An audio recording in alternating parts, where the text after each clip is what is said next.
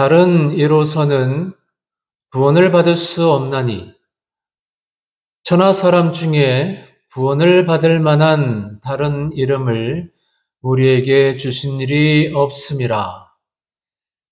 우리에게 주신 구원의 이름은 오직 예수뿐이라는 이 말씀은 성경에서 가장 중요한 구절, 기독교 신앙의 핵심 중에 핵심을 말해주는 말씀입니다.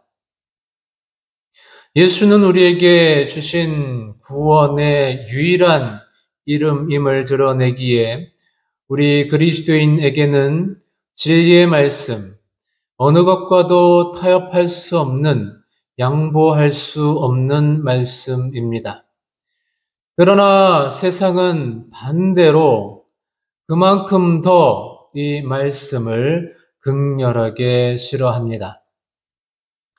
2011년도에 에스베리 신학대학원 박사 과정을 졸업했는데 그때 제 학위 논문 주제가 종교다원주의와 진리에 대한 포스트 모던 주장 사이에서의 선교였습니다. 종교다원주의라고 하는 것은 구원의 길이 하나만 있는 것이 아니라 여럿이 있다는 주장이고, 포스트 모던 진리 주장은 진리는 절대적인 것이 아니라 상대적인 것이어서 내 진리만이 옳다고 주장할 수 없다라는 주장입니다. 이런 종교다원주의와 포스트 모더니즘이 현대인의 생각을 지배하고 있어서 한 종교, 특히 기독교의 전도와 선교를 굉장히 배타적인 행위로, 이기적이고 편협한 행위로 간주합니다. 이러한 상황 가운데에서 우리가 전도를 또 선교를 어떻게 해야 할 것인가가 제 논문의 주제였습니다. 당시만 해도 그 주제는 저에게 아주 진지한 주제였는데 10년이 지난 최근에야 목사님들이 설교 시간에 이런 주제를 다루기 시작한 것 같습니다. 그만큼 그런 문제에 대해서 관심이 많아졌다는 뜻이겠죠. 하지만 오늘 설교에서 이 주제를 다루지는 않습니다. 궁금하신 분들은 유튜브에서 김병삼 목사님의 꼭 예수를 믿어야만 구원받나요? 김병삼 목사님의 꼭 예수를 믿어야만 구원받나요?를 검색하셔서 꼭 들어보시기 바랍니다. 제 논문의 많은 부분을 아주 쉽게 설명해 주고 있다고 생각이 됩니다. 다만 한 가지만 가볍게 말씀드리고 싶은 것은 지금 거의 모든 사람들이 종교다원주의와 포스트 모더니즘을 종교를 판단할 수 있는 진리라고 생각하고 그것에 어긋나는 기독교의 배타주의, 기독교의 배타성을 공격하지만 이 두 개의 사조 자체에 이미 논리적 모순이 있다는 것입니다. 절대적인 진리는 없다고 말하면서 왜 종교다원주의와 포스트 모더니즘을 절대 진리인 양 말하느냐 하는 것이죠. 옛날에 진리라고 생각했던 것이 지금은 거짓이며 오늘 진리라고 여겨졌던 것이 내일 거짓으로 판명되는 경우가 얼마든지 있습니다. 예를 들어 이런 것입니다. 몇십 년 전에 미국 신문에 실린 어떤 제품의 광고 문구들인데 여러분들 한번 들어보시고 이게 무슨 제품인지 맞춰보시기 바랍니다. 치과 의사가 권합니다. 건강을 위해 이 제품을 사용해 보십시오. 연인을 사랑한다면 이 제품의 연기를 얼굴에 품어주세요. 뿜어주세요. 이 제품은 2만 명의 내과 의사들이 추천하는 몸에 좋은 제품입니다. 어떤 제품인 것 같으세요? 연기에 힌트가 있는데, 네, 이 제품은 바로 담배입니다. 그림 보이시죠? 불과 수십 년 전에 담배가 몸을 소독해 준다는 광고도 있었습니다. 담배 광고에 의사, 임산부, 운동선수, 심지어 아기까지 등장했습니다. 지금 보면 깜짝 놀랄 만한 일들이죠. 하지만 과거에는 담배가 아무런 해가 없고 오히려 건강할 수 있다고 광고했습니다. 그렇게 믿었던 것이죠. 이처럼 어제의 진리가 오늘 거짓이 되고 오늘의 진리가 내일 거짓이 될 수 있고 반대로 어제 틀렸다고 했던 것이 그리고 오늘 틀렸다고 했던 것이 하는 것이 내일 맞았다고 할 경우가 얼마든지 있을 것이라는 것이죠. 사람들의 생각, 사람들의 철학도 마찬가지입니다. 자꾸 변합니다. 여기까지만 하고 궁금하신 분들은 저희 교회에 찾아오시기 바랍니다. 오늘은 그런 얘기보다는 사도행전 4장 본문에 충실하면서 우리에게 주신 구원의 이름 오직 예수, 이 베드로의 고백이 오늘 우리에게 어떤 의미가 있는지를 살펴보려고 합니다. 성전 미문 앞 태어나면서 걷지 못하는 자가 예수 그리스도의 이름으로 일어났고 그것을 놀랍게 여기며 기이 여기는 사람들에게 예수의 부활, 예수 안에 죽은 자의 부활이 있음을 가르치고 있었습니다. 그때 제사장과 성전 수비대장과 사두개인들이 그들을 찾아왔습니다. 그들이 사도들의 그런 가르침을 싫어했습니다. 그래서 사도들을 옥에 가두었죠. 날이 저물어 이튿날 사내들인이 열릴 수밖에 없었습니다. 이 사내들인은 당시 특권층이자 기득권층인 제사장과 사두개인들에 의해 장악되어 있었습니다.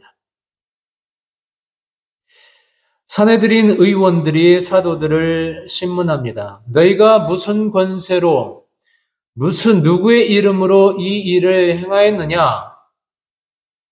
생각해 보면 그들의 질문이 왜 그런 질문을 했는지 궁금해집니다. 상식적으로 생각해 보면 소외 계층의 사람을 케어하고 선한 일을 한 것뿐인데 그런 일을 하는데 꼭 누구의 허락을 받고 해야 되느냐 하는 것이죠. 하지만 당시에는 그랬습니다. 예컨대 누가복음 17장에서 예수님께서 갈릴리와 사마리아 사이를 가실 때 한 마을에 들어가셨습니다. 거기에 나병 환자 10명이 있었죠. 그들이 예수님을 보고 예수 선생님이여 우리를 불쌍히 여기소서 하면서 그들의 병이 낫기를 소원했습니다. 그러자 예수님께서는 제사장들에게 가서 너희 몸을 보이라고 하셨죠. 그들이 순종해서 제사장들에게 가다가 병 고침을 받았습니다. 이는 율법 규정에 따른 것으로 나병인들이 그 병이 나았다는 판정을 반드시 제사장들에게만 받아야만 다시 온전한 사람으로, 정상적인 사람으로 생활할 수 있기 때문에 제사장에게 가라고 한 것입니다.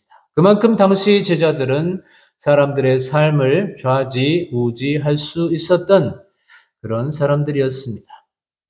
또 사도행전 9장에서 사울이 다메섹에 있는 그리스도인들을 체포하기 위해서 제일 먼저 한 것은 제사장에게 가서 공문을 받는 것이었습니다. 그 공문은 대제사장의 이름이 날인되어 있고 그 이름은 사울에게 임무와 권한을 주는 것이었습니다. 한마디로 유대는 유대 종교 지도자들, 특히 제사장 중심으로 돌아가는 나라였음을 알 수 있는 것이죠. 그러므로 사내들인의 신문은 사도들이 성전 미문 앞에서 병자를 치유하고 사람들을 가르치는, 그들의 입장에서는 사람들을 선동하는 그런 일을 감히 제사장의 허락도 받지 않고 허락도 없이 했느냐고 추궁하는 그런 질문이었습니다.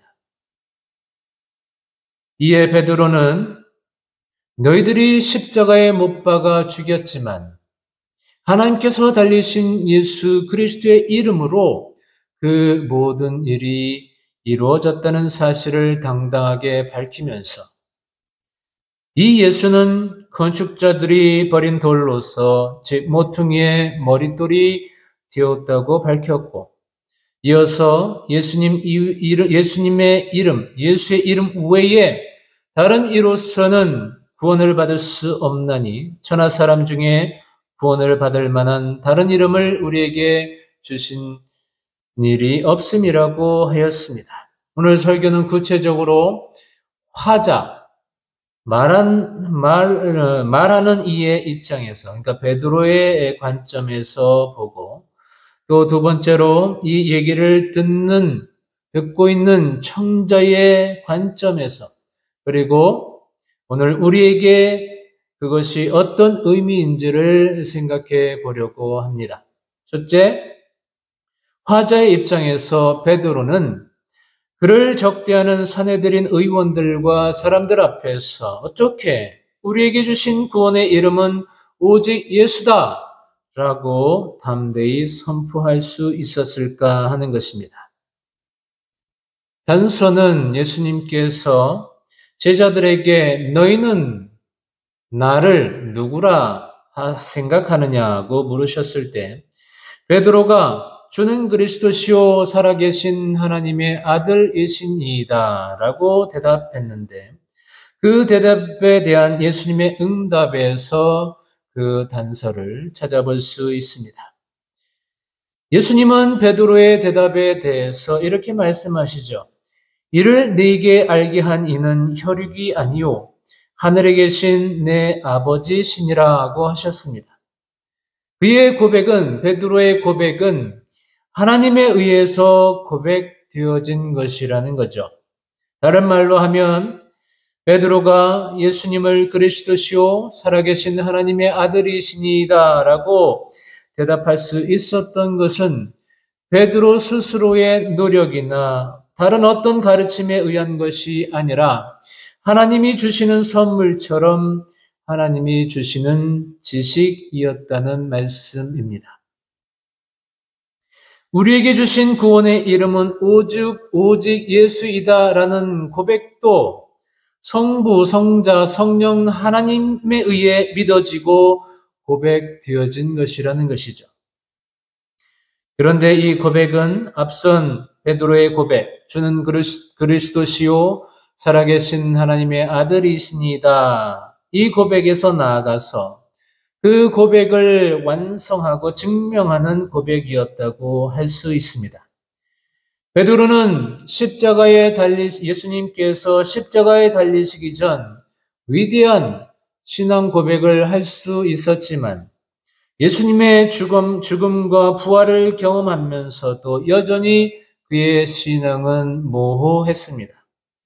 그러나 성령께서 강림하시고 성령께서 지금까지 있었던 모든 일들의 의미를 깨닫게 하심으로 이제 예수 그리스도의 십자가 죽음과 부활이 바로 자신을 위한 죽음과 부활이었고, 예수 그리스도의 십자가 죽음과 부활 사건이 바로 자기를 구원하는 사건이었음을 깨닫게 되었습니다.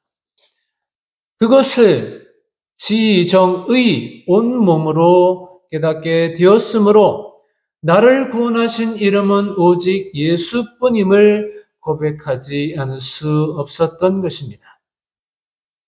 두 번째로 베드로가 청자들, 듣는 이, 곧 유대교 종교 지도자들에게 우리에게 주신 구원의 이름은 오직 예수다라고 말한 것은 어떤 의미였을까 하는 것입니다. 당연히 구원의 이름은 오직 예수일 뿐 그들은, 그 듣는 이들은, 유대교 최고 종교 지도자들은 구원의 담지자가 결코 될 수 없다라는 것입니다. 지금 베드로 앞에 있는 사람들, 유대교 최고 종교 지도자들은 그들 스스로 제사장 나라의 전문가임을 자임하면서 구원과 관련하여 그들이 하나님의 대리인임을 자처하고 있는 사람들이었습니다. 성경 통박사로 알려진 유명하신 조병호 목사님의 강의 내용을 조금 인용하려고 합니다. 그분에 따르면 이 모세오경, 창세기, 출애굽기, 레위기, 민수기, 신명기, 그리고 여호수아, 사사기, 룻기까지 그 흐름을 보면 이스라엘을 향한 하나님의 꿈은 이스라엘이 제사장 나라가 되는 거였다고 합니다. 그래서 예를 들어 하나님께서 출애굽 때 히브리인들에게 제국주의를 꿈꾸던 이집트의 오만과 억압을 체험하게 하신 후에 그들에게 제국이 아닌 제사장 나라를 세우도록 언약을 맺으시고 이를 훈련하셨고 또 성막을 만들게 하셨고 대제사장의 옷을 만들게 하셨고 세 가지 방법에 5가지 제사를 드리는 제사법을 제정하셨습니다. 그러나 하나님이 바라시는 제사장 나라가 되지 않고 제사장 중심의 나라가 되어 버렸습니다. 언젠가부터 제사장들은 구원의 담지자, 하나님의 대리인임을 자임하고 자처하였습니다. 자신들이 구원을 전적으로 소유하고 있는 것처럼 착각하고 살았고 자신들의 뜻에 따라서 구원을 베풀 수도 있고 거둘 수도 있다고 믿었습니다. 율법의 해석과 적용에 있어서 그들은 절대적이며 무오하다고 생각했습니다. 그것은 하나님의 아들 예수님을 죽이는 데서 가장 극명하게 나타났습니다. 다른 이로서는 구원을 받을 수 없다는 것은 그 원어의 뜻으로 보면 예수 이외에 그 누구 속에도 구원은 없다라는 말인데 그래서 베드로는 아무리 구원이 제사장 당신들의 전유물인 것처럼 거들먹거려도 너희 속에는 구원이 없다고, 구원이 절대로 없다. 예수 이외에 그 누구 속에도 구원이 없다는 선언이었습니다. 또한 당신들이 아무리 유대교의 최고 종교 지도자들이라 할지라도 당신들 역시 예수 그리스도를 통하지 않고는 구원을 받을 수 없다는 의미이었습니다. 이와 관련하여 성경에 아주 흥미로운 부분이 있습니다. 베드로전서 2장 7절부터 9절 상반절까지의 말씀입니다. 그러므로 믿는 너희에게는 복이 있나 믿지 아니하는 자에게는 건축자들이 버린 그 돌이 모퉁이의 머릿돌이 되고 또한 부딪히는 돌과 걸려 넘어지게 하는 바위가 되었다 하였느니라. 그들이 말씀을 순종하지 아니함으로 넘어지나니 이는 그들을 이렇게 정하신 것이라. 그러나 너희는 택하신 족속이요 왕같은 제사장들이요 거룩한 나라요 그의 소유가 된 백성이니. 아멘. 사도행전 4장 11절에서 베드로는 이 예수는 너희 건축자들의 버린 돌로서 제 모퉁이의 머릿돌이 되었느니라고 했는데 몇십 년이 흘러 베드로가 순교하기 직전에 썼던 베드로 서신서에서도 똑같은 말씀을 하고 있습니다. 베드로는 예수님은 어떤 이들에게는 건축자들이 버린 돌, 부딪히는 돌, 걸려 넘어지게 하는 바위와 같을 뿐임을 말합니다. 그동안 복음을 전하면서 베드로는 아주 분명하게 그런 것을 경험했습니다. 그리고 이어서 한 가지 아주 중요한 부분이 나옵니다. 그리스도인들에게 예수님은 법의 모퉁이의 머릿돌로서 그의 이름은 그리스도인들을 택하신 족속, 왕같은 제사장, 거룩한 나라, 하나님의 소유된 백성이라는 진정한 제사장 나라가 이루어지고 비로소 예수님 안에서 하나님의 꿈과 비전이 실현되고 있다는 것을 베드로가 말씀하고 있다는 것입니다. 오직 예수와 관련된 스펄전 목사님의 예화가 있습니다.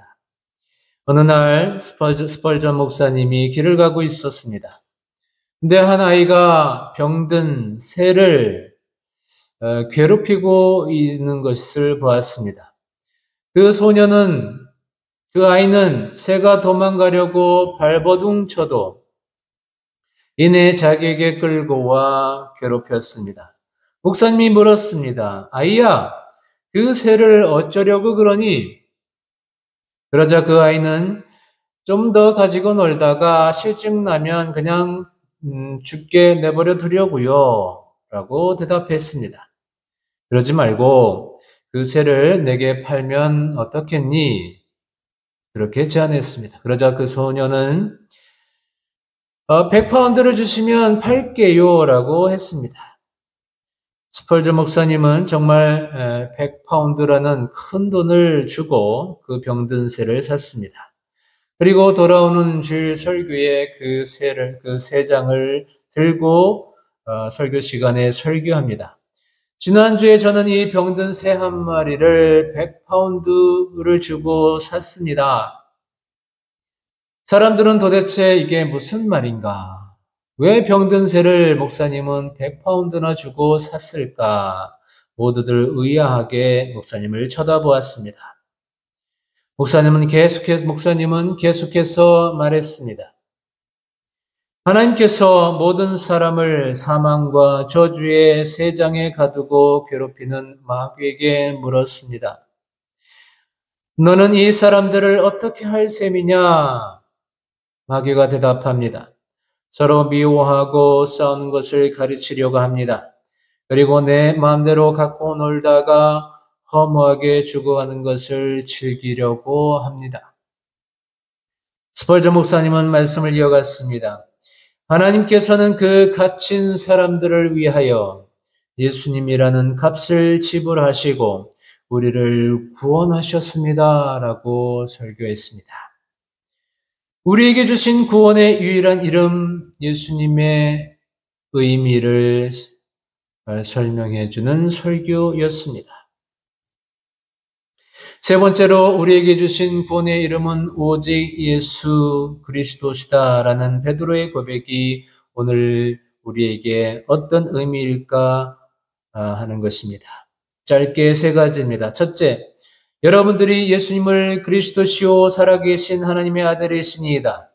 우리에게 주신 구원의 이름은 오직 예수 그리스도뿐이십니다. 라고 고백할 수 있다면 그것은 하나님께서 주신 하나님의 가장 큰 선물을 받으신 것이고 세상에서 가장 가치 있는 지식을 알게 하신 것이라는 것입니다. 실감이 안 나시나요? 실감하실 때가 분명히 올 것입니다.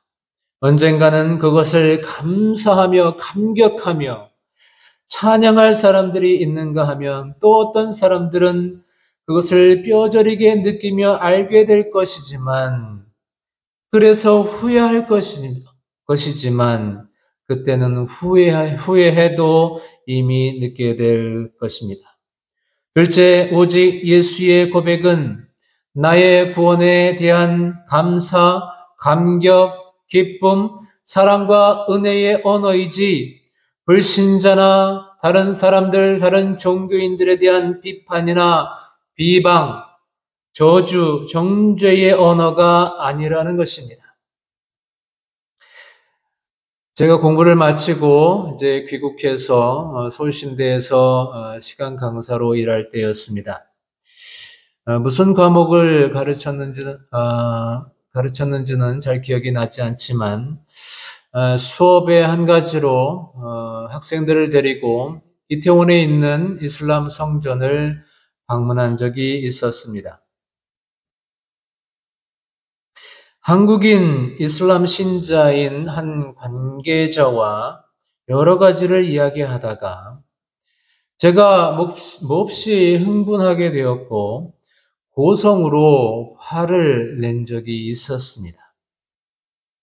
처음에 이슬람 종교를 이해해 보려고 갔다가 스스로 낭패를 보게 되었습니다. 얼마나 후회했는지 모릅니다. 이유야 어떻든지 간에 다른 종교에 대한 이런 태도는 보여서는 안 되는 것이었죠. 전에 불교 사찰을 불태우고 문화재인 탱화를 또 훼손하고 불상의 머리를 자르고 하는 사건들이 있었습니다. 이런 행위 또한 오직 예수의 언어가 아닙니다. 이러한 것은 전도와 선교를 방해할 뿐입니다. 예수님을 버린 돌, 부딪히는 돌, 걸려 넘어지게 하는 돌로 보여주는 것일 뿐입니다. 셋째, 구원은 절대로 사람 속에 있지 않다는 것을 기억해야 합니다. 말하자면 구원의 길은 문선명이나 이만이나 안산홍이나 정명석 같은 사이비 교주 속에 있지 않습니다. 저와 같은 목사 속에도 있지 않습니다.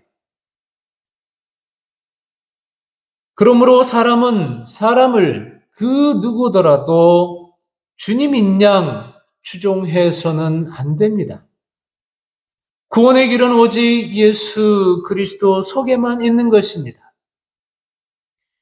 누가복음 9장은 변화산에서 있었던 일을 기록하고 있는데 예수님께서 베드로와 요한과 야고보만을 따로 데리고 기도하러 산에 올라가십니다. 예수님께서 기도하실 때에 예수님의 용모가 변화되고 옷이 휘어져 광채가 납니다. 그리고 그곳에서 모세와 엘리야와 더불어 대화하십니다. 그때 함께 갔던 제자들이 졸다가 깨어보니 예수님의 영광과 함께 두 사람, 모세와 엘리야가 있는 것을 보았습니다. 두 사람이 떠나려고 하니 베드로가 이렇게 말합니다. 여기 있는 것이 좋사오니 초막 셋을 짓자고 말입니다. 하나는 주를 위하여, 하나는 모세를 위하여, 하나는 엘리야를 위하여 초막을 짓자고 합니다. 그때 구름이 와서 그들 모두를 덮습니다. 그리고 구름 속에서 소리가 들립니다. 이는 나의 아들 곧 택함을 받은 자니 너희는 그의 말을 들으라. 소리가 그치자 오직 예수만 보이더라 라고 말씀하고 있습니다. 여러분, 오직 예수님만 보시기 바랍니다. 구원의 길은 오직 예수 그리스도 안에만 있습니다. 오늘 설교의 결론입니다.